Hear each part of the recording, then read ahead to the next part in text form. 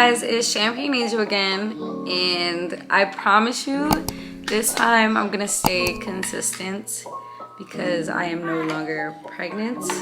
You can't see because I'm sitting on the floor, and you can hear my baby. My baby's right next to me.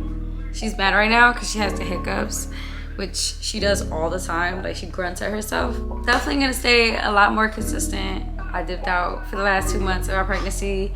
My third trimester was just really like hard on me and my body, so I just I couldn't do it. Like, I couldn't. I feel like maybe I should use this. But then it looks like I'm in the dark, but I'm not. I guess that looks better. Does it? It looks like it's nighttime and it's not. Like, oh my God. I hate this tripod. Am I like too close to the camera? I feel like no, I guess. Anyways, my camera just fell. I had to fix it. The tripod is like, I'm still learning how to use it. I got a camera for Christmas. So you're gonna hear her get mad at herself. What's the matter? She hates her hiccups.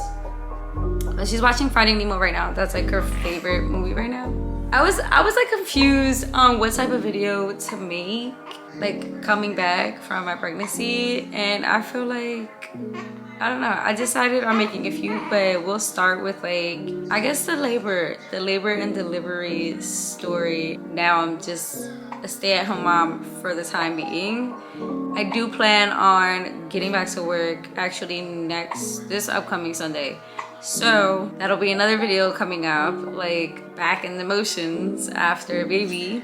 I'm not used to a regular camera. When I went into labor, I actually gave birth on my actual due date. I don't know, my doctor said it was like rare, like a rare thing. It was November 20th, and I just had a feeling because from the morning, like the morning time, I felt like crampy a little bit, but I already was having Braxton Hicks for the entire week, like from the beginning. Oh, my baby. I'm gonna pick her up and hold her because I know that's what she wants. So I'm gonna go on the couch now. Wow. So back to the story. It was a day of, and I was already feeling crampy, but I was already having Braxton Hicks. I want to say not even just from the beginning of the week. It was like for 2 weeks already. So I was kind of getting used to like the Braxton Hicks. So I didn't really think too much about it, but it was my due date. So I'm like, all right, like from now on, like it could be any day. It could just definitely be any day. And we had gone, when I say we, it was me, Chris, and Jay. So we went to get food. We went to go get pizza. She's always playing with me. But we went to go get pizza, and me walking, I was like, yeah, this kind of hurts. Like, I started getting contractions, like counting them. I downloaded this app and everything once it started like hurting kind of bad. It wasn't like intolerable yet, but it did become intolerable. Yeah, so I downloaded the app and I started counting them. What's the matter? What's the matter? What is the matter with my stinky baby?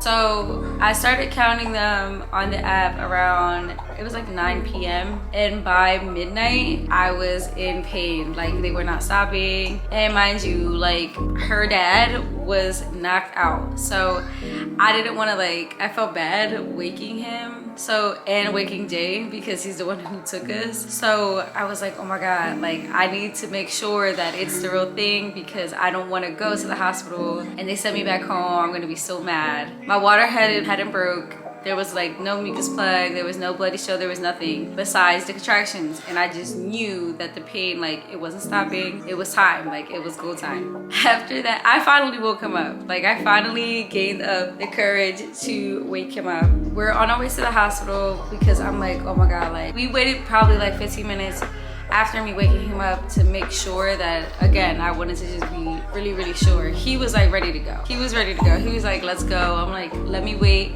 it out.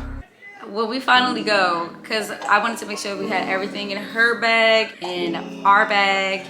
You know, I was double checking all that, double checking for my health insurance card, my ID, you know, little things like that. We're on our way to the hospital. I'm like dying in the back. Like, I can walk, you know, and kind of like deal with it. but they were just getting stronger. And I was like, I feel like they were worse when I started sitting down. If I wasn't moving, they would start hurting really bad. So we finally make it to the hospital. They admit me like right away. They asked me where my pain level was at, and I was like, I'm at like an 8 right now. So they admit me. We never registered for the hospital that I wanted to give birth in. I just heard like a lot of great things about this hospital, so that's where I wanted to go. I was like, it's, you know, a 15-minute further than the hospital that I was assigned to, but I dealt with the pain because I just really wanted to give birth in there. And I do not regret it because that hospital treated me great. It was amazing. My nurse was amazing, all my nurses, my doctors. And they also like let her dad stay the whole entire time with me. Like he never left, even when I got my epidural and everything. We get to the hospital. This hospital is huge. When I say huge, like you wouldn't even know where to go, kind of. Like the signs, she's getting mad because I'm talking. The signs were like kind of small. They were really confusing. Like it was confusing. We got dropped off at the wrong spot twice. Not just once, but twice. And then we finally found the place. Mind you, I'm like still contracting really bad. At this point, like my contractions are like, I want to say 5 minutes apart. Like if they were so close. So we finally make it to the right spot. Yeah, that's what you are. Since I wasn't already registered there, they had like no information on me basically. So they were trying to do that as quick as possible before really like admitted me into the labor and delivery department, which was the worst 15 to 20 minutes of my life. They attempted to do an ultrasound. I have no idea why they did that, but I was in pain, and that's the one part that Chris couldn't come in the room with me. And I was crying at this point, like I was crying. So they finally like, okay, we have enough photos or whatever, and they admit me. The first question they asked me like was, do you want an epidural? And I was like, yes, I do. So the anesthesiologist was there really fast. I'm gonna say he got there in like 10 minutes, like in the room. That probably, I'm gonna say that was the worst pain besides actually giving birth, because the epidural hurt really bad. On a scale of 1 to 10, it hurt at a 7. It feels like somebody scraping your like bag. I don't know, it just feels insane. And I didn't want to look at the needle because I know it's a big needle, so I just didn't want to look at it. And Chris looks at it. I told him not to look at it, but he still did it anyways, and he's like, that needle's humongous. And my greatest fear is like me getting epidural and it hurting me if I flinch or jump, so I made sure to stay really still. Yeah, I'm like watching the freaking Nemo that is on the TV instead of looking at the camera. At this point, with the epidural, my pain went away probably like, I want to say 15 minutes. Like my pain started going away in 15 minutes. I also had the little button to like release more if I wanted, but they had like a stopper for 20 minutes. Like you couldn't press it twice in 20 minutes, if that makes sense. Yeah, my pain was like, I felt no contractions at this point. I started feeling a little pressure maybe like 2 hours in, and the pressure was just like I don't know, it felt like a poop. Like I had a poop really bad. Like I just kept telling the doctor that. I'm like, yeah, I'm starting to feel pressure, like, you know, like I have to take a dookie. Chris was sleeping majority of the time when I first got the epidural, and I tried to sleep a little, but I was just really excited, even though it was the middle of the night, because we went there at midnight and I gave birth.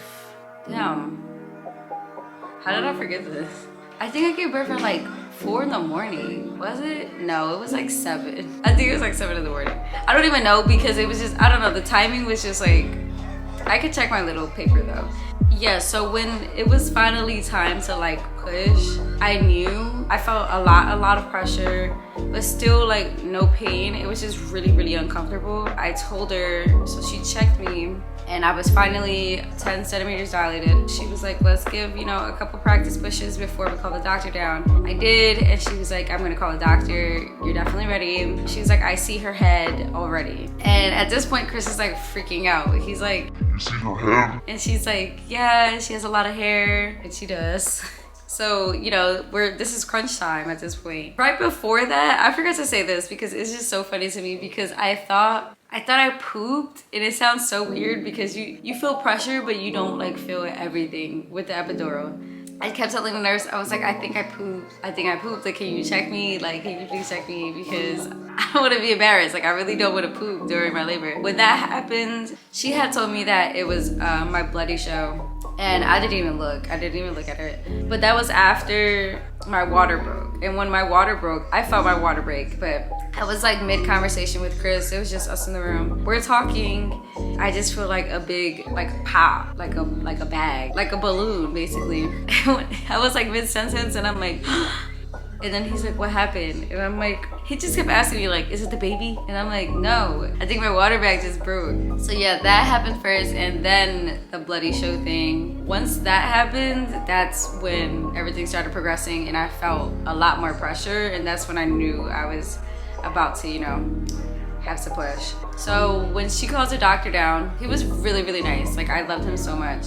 But it took about maybe 6 pushes with the help of my doctor, like with the little thing to like take her out. And she did end up tearing me. I needed about 4 stitches. I definitely felt the stitches.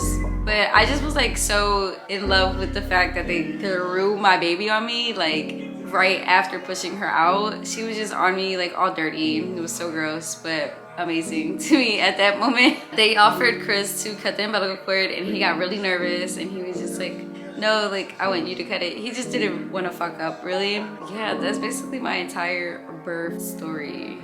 Pushing her out was the worst pain. Like, I felt, I don't know, it just hurt so bad. Like, her head, I don't even think her head hurt as much as her shoulders. Like, her shoulders definitely hurt a lot more. Because once her head was out, he was like, okay, one more push for the shoulders. And I was like, oh my God, like, how long is this baby? And she's actually really small. I'm like 10 out of 10, would not recommend, but I would recommend it because I love my baby.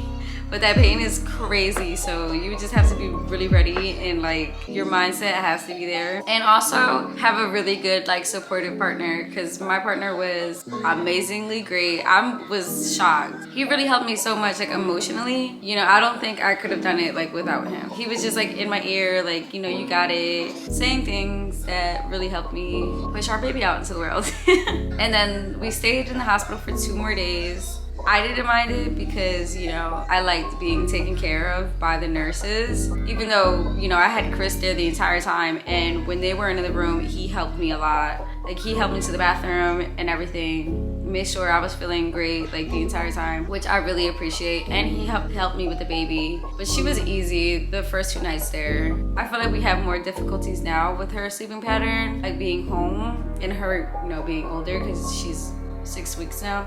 So happy to have a little baby.